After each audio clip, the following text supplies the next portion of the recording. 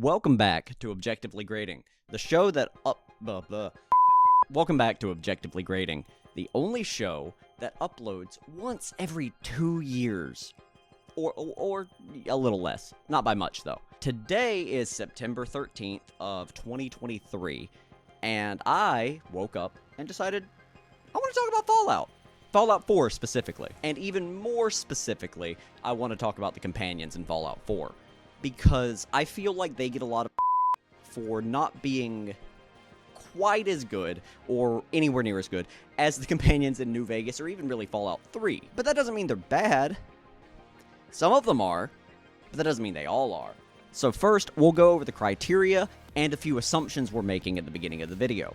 The criteria in question are personality, efficacy, and story. Personality is pretty self-explanatory. How they interact with the main character, Nate or Nora, how they interact with the world around them, their own personal goals, their own personal ambitions, and just the way that they speak, basically. Are they fun to travel with?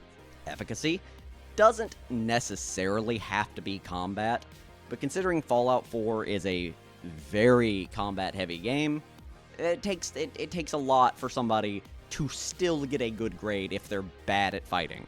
And lastly, you have story, also relatively self-explanatory, I believe, but it can mean also that they have a hand in the main quest, even if their own personal quest isn't necessarily good. But if they have a very good personal quest, while simultaneously having almost no presence in the main quest, they may still get a pretty good grade. So the assumptions we're working with, first and foremost, are Dogmeat is a very good boy, and therefore is exempt from the list, because I don't want to be mean to Dogmeat. And we're also assuming you're trying to get the most out of that companion. It's really hard to screw up the companions in Fallout 4. It's really hard to get them to dislike you, except for, one or two of them. But we're assuming you're actively attempting to get to know them and to use them as often as possible in the ways that they like being used, if you know what I mean. The scoring is 1 to 10 for all three categories, meaning there's a total possible score of 30, and the absolute lowest score possible is 3. Nobody ever gets a 3, but really nobody ever gets a 30 either. Please subscribe, just enjoy, and feel free to disagree with me in the comments down below. Just know that you're objectively wrong. Takahashi, you say? I'm Codsworth. A pleasure to make your acquaintance. First and foremost, we have Codsworth, the man himself, the tin can, who he can say over 800 names. That's kind of the most exciting thing about him, though. And don't get me wrong, it's a great gimmick. I do love that he can say things such as toast, or motherfucker, Todd. But that doesn't necessarily make a good character. He has to have personality. And while he does, Codsworth suffers from one particular flaw, in that he is just a Mr. Handy. He is a Mr. Handy that can actually recognize that the war happened, and who may have some semblance of consciousness for some reason that's never quite explained. But if you were to replace Codsworth with any other Mr. Handy, very little about him would be missed that is specific to Codsworth. You can put a little bowler hat on him, and also, too, he has unique dialogue based on when you go and meet him for the first time. If you avoid Sanctuary entirely, beat the game, and come back, you will have unique dialogue to give him. But that's about the extent of his story. Codsworth is your out the gate, here's a companion, have fun. Here's a robot companion if you don't like Preston specifically. And there's nothing wrong with that inherently. Everybody needs someone to start with. But Codsworth just, God, he doesn't hold up. And you would think that he'd be really good combat-wise. And for the most part, he is. He's actually probably one of the strongest companions, especially starting out, simply because he has, robot-based stats. He has a flamer built in, a buzzsaw. He's great at crowd control, but late game, there's very little reason to use him, unfortunately. His built-in resistances can't really be modified. I believe you can add the ballistic weave to one of his top hats or one of his little bowler hats, and that'll help tremendously, but it doesn't make up for a full suit of armor. Beyond that as well, it doesn't make up for him not having late-game weapons or ways to upgrade. This is assuming, of course, you're not using the robot workbench, at which point his combat effectiveness is top tier. but we're going on Codsworth as he is and as he is presented to us. If you don't have the Automatron DLC, you're just getting, this is what you're getting on Codsworth. So, personality, we're gonna give him a 5 out of a possible 10. He's fine. He's funny. He can say your name. He's just a Mr. Handy though. He can't really. I want to give him a 4, but the name thing, it's nice. His combat efficacy though, we're gonna be generous. Give him a 7. If it wasn't for his late game lack of ability, I'd probably give him an 8. But he falls off so hard. Really not even late game, really mid game, but we're saying late game for the sake of this. And his story is like a 2, man. I mean, I get it. He's property. He's your can opener. He's there basically just to ground you and make you realize that Sanctuary is gone and all that's left is Codsworth. I mean, that's the whole point of it. It's to give you a piece of your past to hang on to until you find Sean. Sentimentality is not a good story on its own. It's a good aspect of a story. It's not a good story on its own. So that gets that 2. That brings Codsworth total up to a 14 out of a possible 30. Then we're going from one robot to another. It's Curie. Watashi wa kuri desu. And I say robot, I don't want to grade each of her forms individually because the only real difference is the combat efficacy.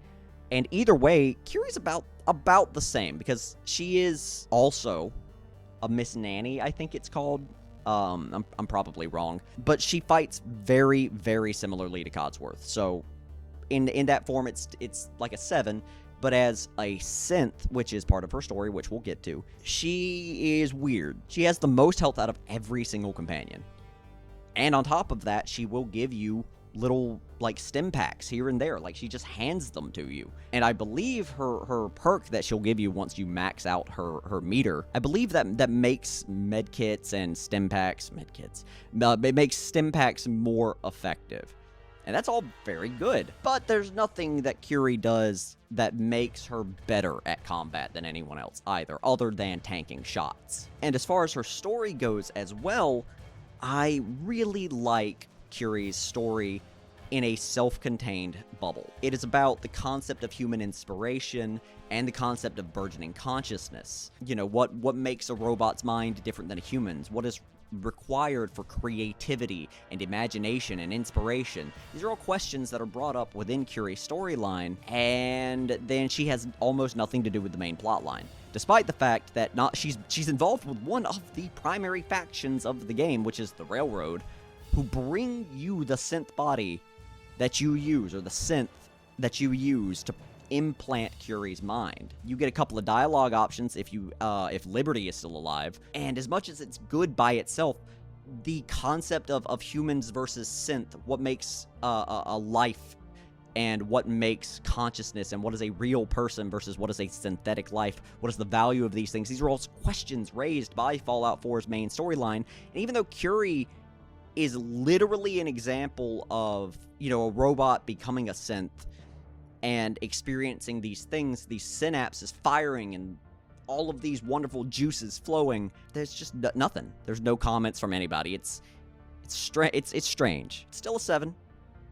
However, I have not touched on her personality because we're giving an early 10 out of 10, my guys. Curie, and admittedly, I'm probably biased here because Curie is my go-to companion. I don't think very many people dislike Curie. She's innocent, she's fun, she's bubbly, she's naive, but at the exact same time, she poses very significant questions and is clearly intelligent and capable in her own way. The accent also helps, honestly. That all being out there, we've got a 24 out of a possible 30. Now for probably the companion that most people are tired of, which is Piper. Oh, Takahashi, thank you for meeting me here. Piper you can recruit as early as, you know, arriving at Diamond City, whenever that is. Piper is good, really. People give her a lot of shit for having a weird face and for being a little annoying. But, you know, if those are your only criticisms, she's doing a good job. In terms of her actual, like, personality, she is a journalist. She is an elder sister and parent figure. She is aggressive, but in a place that comes from the heart. She's aggressive in a way that she's investigative. She wants answers. She doesn't want to hurt anybody. But, you know, if people have to get a little hurt for the greater good, you know, Piper will go along with it. She will write in the daily, like in her newspaper, about things that have occurred throughout the story, which is neat. It's a neat little thing that she can do. And she interacts with the world in a way that seems genuine. Piper is somebody, especially around Diamond City, who has lived there for a while.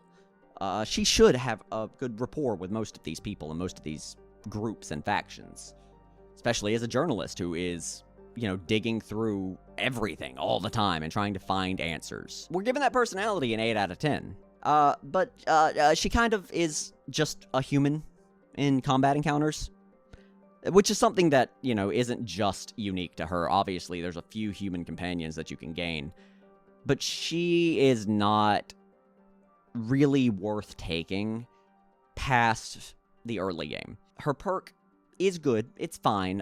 It grants double experience for finding new locations, but that doesn't help late game either. Once you're past level, you know, 25, 30, you don't need the experience, the 56 or 60 experience you'll get as opposed to the 30. And yeah, it'll help you get there earlier, but after the early game, you can usually just drop Piper and not miss her. Her default weapon's a 10mm. I mean, come on. And her story, I've got it written down right here as a 7. But now that I'm really thinking about it, she makes little comments here and there. She talks about her sister, talks about her backstory, her father. It's pretty standard Fallout stuff, really. Like, the journalism side of it is unique, and the way she's trying to uncover McDonough's issues, and when McDonough's, like, crimes against the humans of Diamond City are revealed, if you don't have Piper in your party, she's trying to kick down the door for him, which is neat. I mean, that's awesome. That's a great interaction.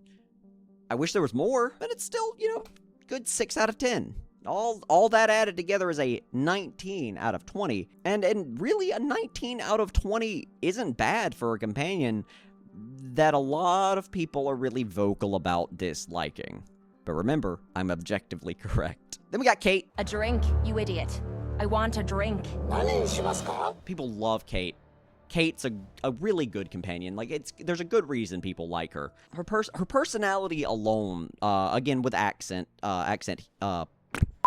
with just her accent alone, she conveys a lot of emotion and a lot of interesting facets about her personality that aren't really factored into other people's storylines. She has a lot of dark shit that's happened in her past, but she also is attempting to get better by the end of her own personal story. She is aggressive and mean-spirited and kind of just a bitch all the time to everyone. Underneath all of that, you realize that is just a coping mechanism to deal with all of the traumatic stuff she's gone through. So personality's a 9. The only reason it's not a 10 is because she can be a little too mean, a little too far with some of the things she says and does, and her likes and dislikes can be a little annoying as well. Not bad, not game-breaking by any stretch of the imagination. It's still pretty easy to get her up to 100. Is it 1,000? Whatever. The max. It's a 9 out of 10. Her efficacy, though, she is a human with a shotgun, but still just a human. The thing that's going to give her a couple of points, or a point at least, above that, is that she's a lockpicking master. If you are playing a character that does not lockpick, you're locked out of like a solid quarter of content and loot in the game. Kate, with enough bobby pins, can pick any lock in the game.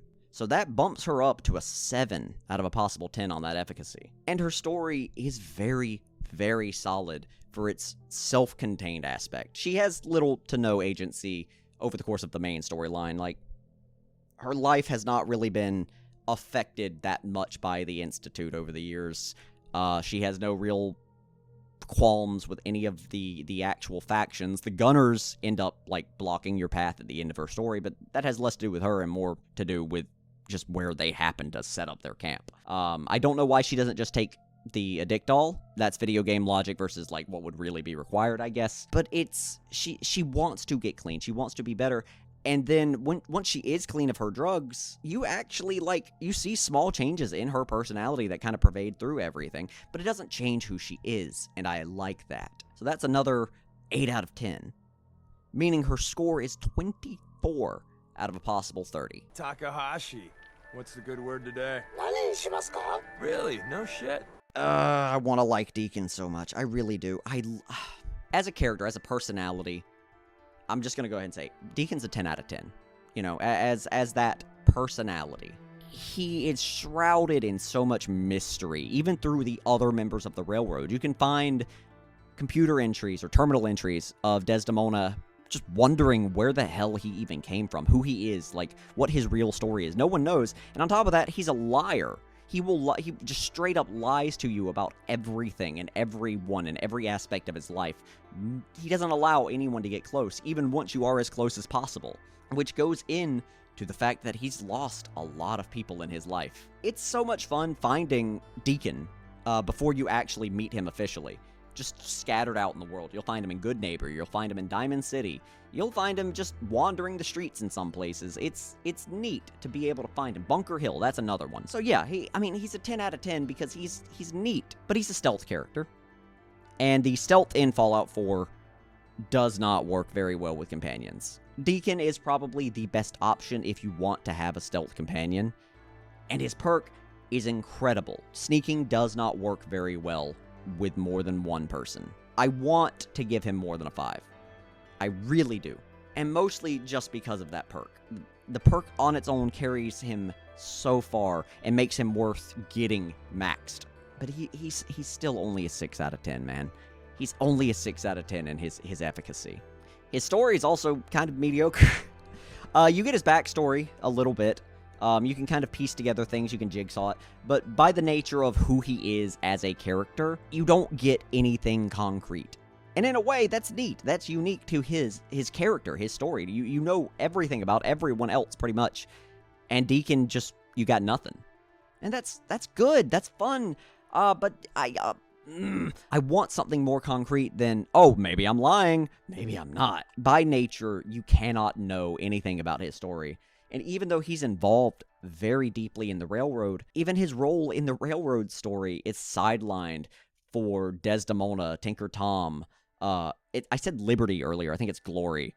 They all have better things going on in the Railroad story than Deacon does. Sounds like a 5 out of 10 to me. That's a 20. Several hours have passed. I had to go back to work. Next up, we have John Hancock. Yes, that one. The Founding Father. He's also a ghoul. Come again? Hancock is disappointing, to put it lightly. But we're getting ahead of ourselves. Let's go back to just his personality, because Hancock has a boatload of it. He's a pretty charismatic character, honestly. You could really buy him as a leader of anarchists and of people who just do things for the sake of doing them. Crass and mean, but really Hancock is kind of the definition of chaotic neutral in my mind. He does things not because they'll benefit him or because they'll benefit somebody else, but because he kind of just wants to. That's his thing, that's his whole vibe. I do think his whole backstory about how he, worked with ghouls and tried to defend them in Diamond City when McDonough originally came to power, I feel like that's a little contrived, given that he somehow magically found this thing that turned him into a ghoul overnight, and he was also a supporter of ghouls. It's a little weird. Nothing to do with his personality, but it is convenient that it is his personality to care about ghouls, and that he became one. That is bit interesting. Other than personality-wise, which is an 8 out of 10, by the way, everything else is mediocre at best, man. His perk sucks. I don't remember what it does, but it's not good. It's something like 200 radiation or more, and you regenerate something. I don't know what. It's not worth it. It's no one's gonna really like there are radiation builds, don't get me wrong. No casual player, no regular player is going to play the game and play a radiation build. You can roleplay a Child of Adam. You can just decide that you want to really use a gun that requires you to be irradiated. And if that's the case, then yeah, go for Hancock's perk. No one else is doing that. No one else is. No one. And I really want to give him, you know, a better score than a 5, but I can't. Because in every other regard, he's average. He is average at best at almost everything. And really the only reason I'm giving him even a 5... You know what? I'm not giving him a 5. I'm giving him a 4 in efficacy. I'm giving him a 4 in efficacy. And in story, again, it's a little contrived that he is a ghoul supporter actively going against the regime of not his brother. And also the fact that he and his brother, despite being two main characters, don't have a whole lot to do with each other. Like, Piper has more to do with McDonough than Hancock does. And it could be, you know, just Hancock's personality. He doesn't want to deal with it anymore. You know, he's written off McDonough. When you find out McDonough's a synth, he does have comments, but not satisfactory. And then beyond even that, he just doesn't have a whole lot of agency in any story other than his own. Even stories that are written with him in mind. The whole process of getting him with Bobby No-Nos is the most exciting thing that Hancock does over the course of the game. And that's disappointing. So story also gets a 4. It brings his total to 16 out of a possible 30. Maybe it's Chinese. And next up, you have Paladin Dance. And I don't like Dance. I don't. Not just the class, not just the motions. I hate the character as well. Mostly because he is kind of a walking stereotype whenever it comes to knight characters. Which is neat. I mean, don't get me wrong, in a post-apocalyptic setting, you know, you have this knight who's duty and honor-bound to do the things that he says he wants to do, and, you know, be the big man, and all that good stuff. Yeah, that's neat. That's fine. But that's basically his entire personality, up to a certain point. Up to the end of his storyline, which we're going to go ahead and go into, because his story is one that I actually really like.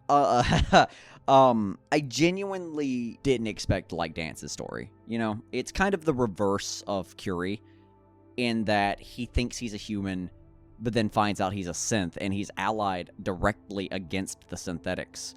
He actively wants them to die, and when he finds out he is one, it throws his entire perspective of his whole life into question. And that's a great concept. That's an awesome thing to do. It creates tension between him and the leader of the Brotherhood of Steel, and the leader of the Brotherhood of Steel, Elder Maxon. Really, you know, kind of highlighting just kind of how bad of a leader that Maxon is, but also showing how Dance is dealing with this newfound identity, this newfound trauma, this new caveat in his life. And if you manage to convince them to spare Dance, I mean, that's great, but I genuinely believe that his story should end with him dying there. I know that's controversial. I know that. But the reason I say that, and the reason I have always said that for as long as I've been thinking about this, which is about 2 weeks, is because Dance becomes nothing after his storyline is completed. He loses basically any sense of his own character. He goes right back to how he was. He's got a couple of different things that he likes better now. He's still the exact same character, and that's fine, but, you know, this is one of those things that should dramatically affect and alter his personality. With Kate was kind of... she's got other traumas, you know? She's got other things that have affected her throughout her life that have made her who she is. We don't really know what other traumas he has. We just know he's a member of the Brotherhood of Steel, and he hates synthetics, and he hates robots. Like, that's it. That's all we got. And to find out that you are a synthetic should change you dramatically, and it doesn't. It's still a 9 out of 10 for his story, but his personality, mostly because of the fact that he's got a stick up his butt, and even once that stick comes out of his butt, he's not much better. And he's forgettable after his story. Like, he serves his story's purpose, and that's it. So that's a 6 for personality. He's absolutely the most effective combat. However, he's also the most effective in combat out of every single companion in the game, barring a fully upgraded robot companion with automaton. I don't believe that Dance can really go down to an enemy that isn't multiple times his strength or level. And on top of that, he's got good stats, like good special stats. He's got a pretty decent starting weapon, and it's pretty easy to get his affection too. I think you can just enter and exit a suit of power armor. Dance is very effective, and his perk is good too. Like, he's a solid dude. In terms of efficacy, he's absolutely the 10 out of 10. No one else even comes close, I don't believe. Maybe some come close, but most don't come remotely close. That brings his total up to a 25 out of a possible 30, meaning he is our current champion. Then you got McCready. You've got McCready. What's up, Taka? Set me up with some of your Shima-changa. McCready is a returning character from Fallout 3, which I immediately dislike. What's up, kid? He exists for the purpose of fan service, to show that time's passed between the previous game and this game. Not that much time. Not that much time at all. But he's also not really a character in Fallout 3 either. He's a child with the same personality as every other child in that game. And in Fallout 4, he is somehow worse. He's just obnoxious. He's overly confident. He's incredibly cocky. He is brash. He is uneducated.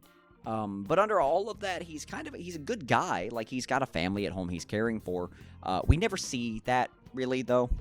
The best moment, or not the best moment, but the best part of his personality is that he cares about his family.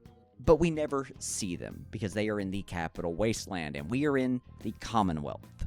So we will never meet them, and we should. It would make McCready a better character if we could see how he is around his wife and child. But we can't. We hear about it. We hear him talk about it. We never actually see it.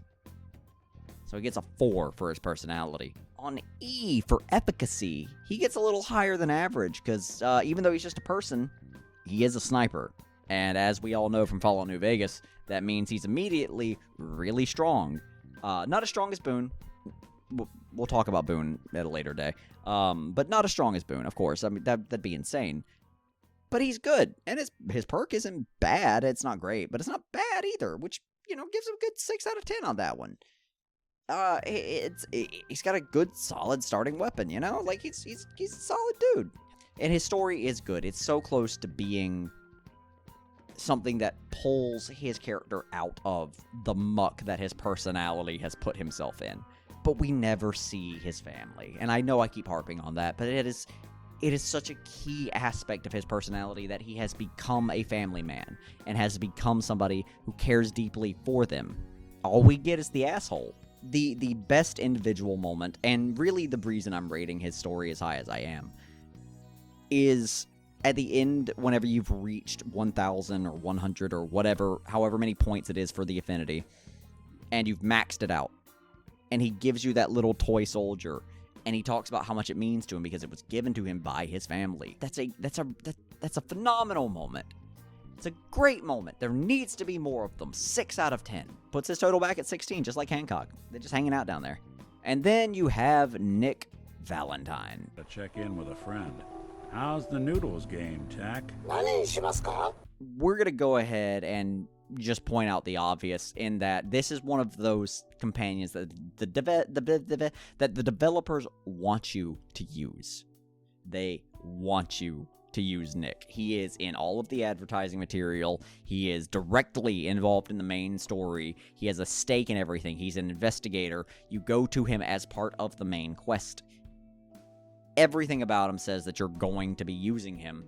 And because of that, he is so deeply ingrained in the main story that it's obvious that his own story is going to have a 10 out of 10. It is only a 10 out of 10 with Far Harbor installed. Otherwise, it's a 7 out of 10, because you never get any kind of answer in the main game.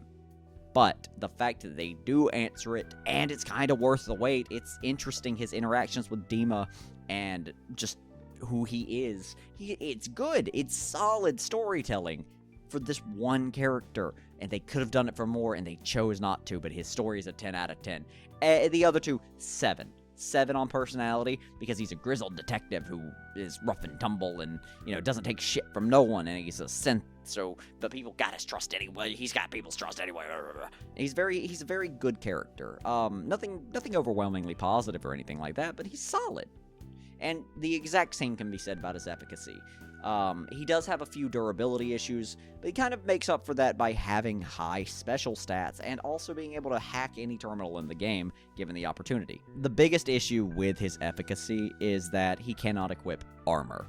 I believe you can add ballistic weave to his to like the faded trench coat he gives you, and then give that to him and he'll wear it, which improves him dramatically. Same with his hat, but it again does not make up for a full suit of armor, which is why it's another 7. So that's 24 still out of a possible 30.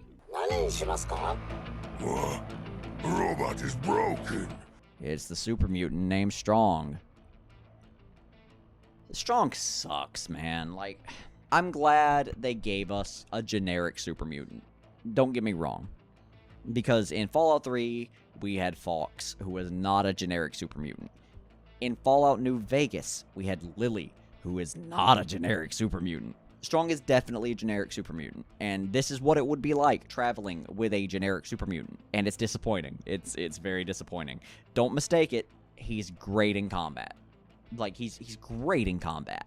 He will beat the living shit out of anything. But his personality is awful. He hates everything. If you like anything, do anything remotely positive, he's gonna shit on you. He is the chaotic evil of this game. Chaotic evil is not fun for anyone because it screws over everyone. There are some funny moments with him. Do not mistake me. There are redeeming qualities, and if you like Strong, you're not completely wrong, just objectively wrong, because his personality is a 2. And his own story, first off, he has no agency at all in the main story. He does not exist as far as the main story is concerned. He's just there. He is floating in the ether.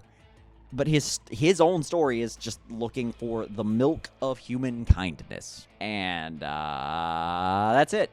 His story is a misunderstanding about a phrase. Yay. 3 is a 13. Big boy. Big boy. I'll return to the Institute then. X6-88. I say dash because I want to. X6-88 is not... Also, I'm just going to kind of repeat myself. His personality is garbage. He hates everyone, hates everything. If you're doing anything remotely against the Institute, he's going to be pissed. If you go into any faction with him, they're going to open fire on you.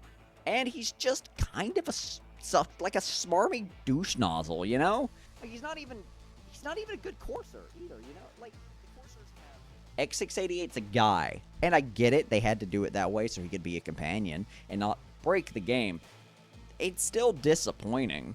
Don't think for a second that his personality is bad, really, because it's not. He's lawful evil, and he's just an asshole to you on top of that. So it's a 4 for that. And again, he's just a guy, you know? His combat efficacy reflects that as well. His perk is good. His perk is solid. He's a 6. Oh, also, I almost forgot to even talk about his story. It's a 1. It doesn't exist. He is there as a tool. He is a weapon. He is an instrument that you point at the enemy and say, go kill. The only point of reference for his personality or whatever might be there that makes him stand out in terms of his storyline is him talking to Justin. He's just like, wow, you're so good at killing things. And you're just like, yeah, I am. And he's just like, all right, let's side with the Institute. And you're like, okay. And that's it. That's his personality. That's it. That's his story and his personality, man. Like, his personality is worse than I remember.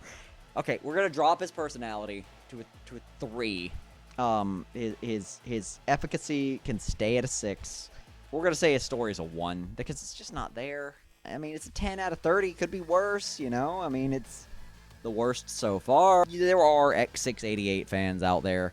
Feel free to tell me why you love this train wreck of a companion in the comments below, because I really, really don't see that happening. I don't see many X6-88 fans out there. I don't. So for the main game, we've gone through all the companions. However,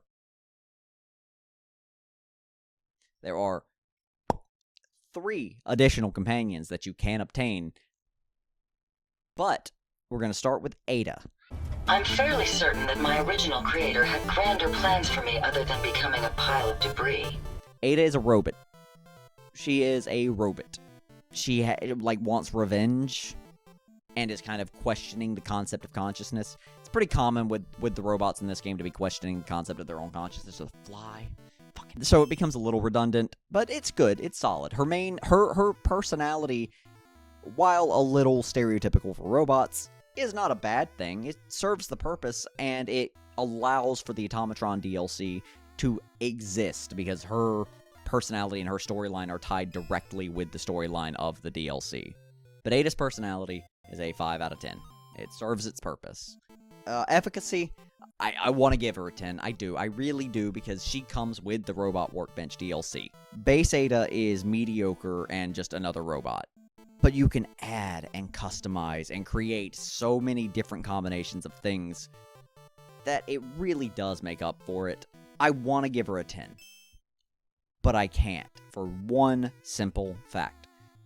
She has no perk. And that's disappointing, and I get kind of their reasoning behind it. I still don't like it. But I mean, she's still an 8. And her story is good. Her story is very, very good because it is the story of the Automatron DLC. It is lengthy. There's good conflict in it. There's good resolution. There's a good payoff. You get good loot at the end of it. It's good.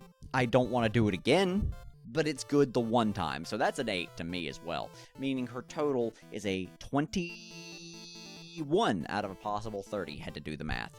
Look, Coulter was a piece of shit. I've been real clear about that with you. Next is Gage. And Gage is interesting to me. Gage is one that a lot of people are very split on, but that's mostly because he is a raider. He is evil. He's a jerk.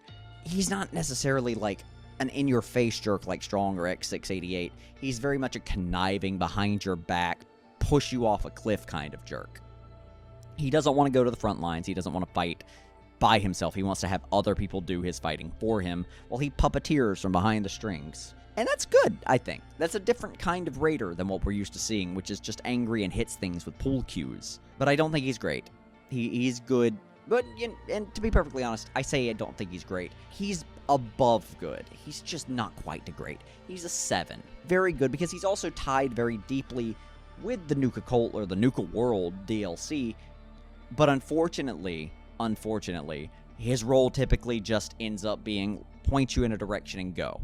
If you take him with you, it does kind of flesh out his personality a bit more and make him feel a little better, so maybe I'll bump that up to an 8. But his story is overall pretty disappointing. It is Nuka World's story, which Nuka World had not a good story. It was there for you to see these cool, like, locations and, walk between them and hang out. Make Nuka World great again. That is his plot. That's his thing. It's fine. It's fine. That's it. Gage is fine. It's also a 7. It's a 7. And efficacy, we're just gonna go ahead and slap that 7 on there as well, because he's a human companion, but he's got a good perk. And he starts with pretty solid equipment. Like, his base gear is relatively excellent. I mean, all things considered, compared to everybody else, A+ gear. But he's just a guy. You give him good armor, he's a good guy. But it brings his total to 21 out of a possible 30. And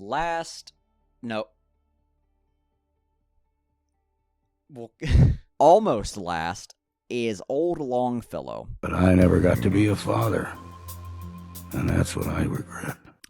Old Longfellow is good. I'm a big personal fan of Old Longfellow. Simply because he is a very different kind of character. He's old and crusty, and he's seen too much in the world, and he's exhausted. Tragedy after tragedy occurring in his past has left him just jaded, but he's not mean. He's not evil. Wants to be left alone to kind of do his own thing.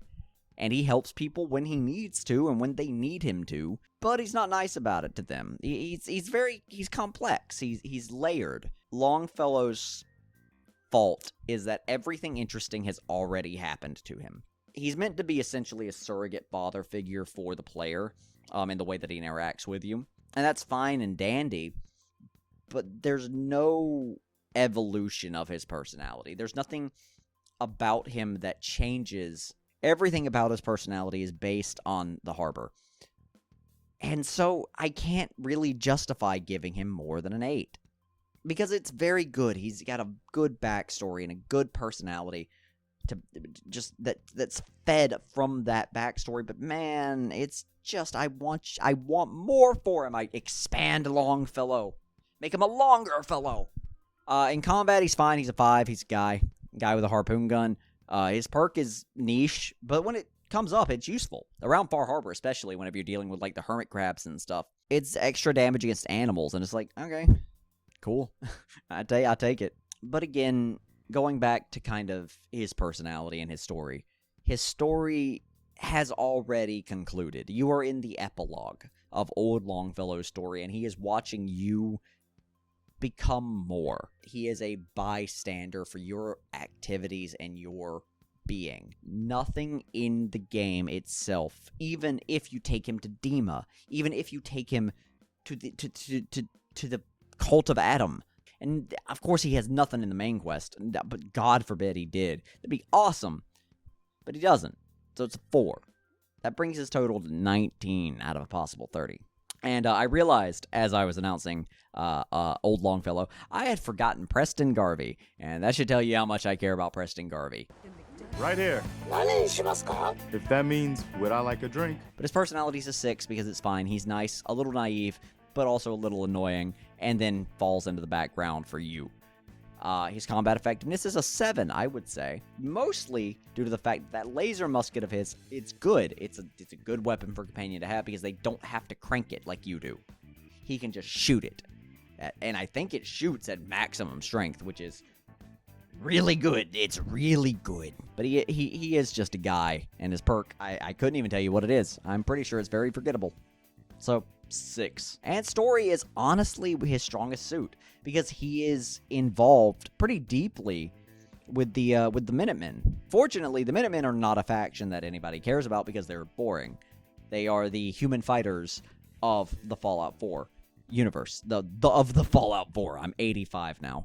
But the biggest complaint that I have with Preston's story is the same that I have with his personality. He falls back to let you blossom. He makes you general basically immediately. He makes it clear he does not want this responsibility. And then he just becomes a grunt. So that makes his total a 19 out of a possible 30. All right, and that's the list. I'm gonna put everybody in order of what they've made right here in this area. I'm probably not even really on camera right now. I can't see. I can't tell. But yeah, that's them.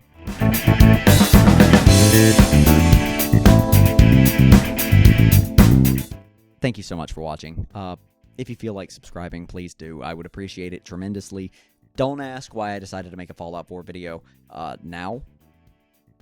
I guess it's because I didn't have a YouTube channel when, the game was popular. I could have, but I didn't. And my logic is, I think, sound on most of them. But I do tend to ramble, and I do tend to get off track. And even change some of the stuff that I have written down while I'm speaking. So if some of the things I said don't really make a whole lot of sense, but feel free to tell me in the comments below. Thank you so much for watching, and y'all have a great rest of your night.